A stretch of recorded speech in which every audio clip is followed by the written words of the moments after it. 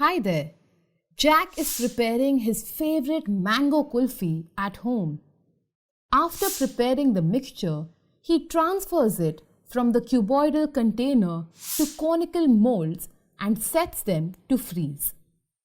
He is wondering how many molds can he fill with the ice cream that he prepared. Well, it is obvious that the number of molds that can be filled depends on the volume of ice cream in the cuboidal container and the volume of each mold.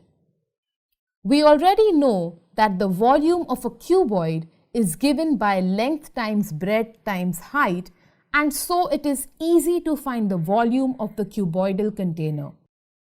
But what is the formula for the volume of the cone?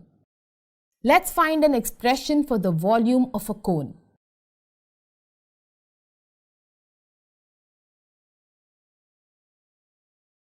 That's good.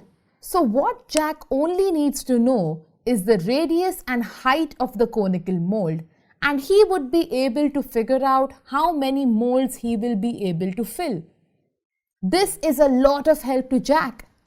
Remember, the volume of a cone having radius r and height h is 1 over 3 pi r squared h. Now you practice questions on the volume of a cone while Jack fills his ice cream molds.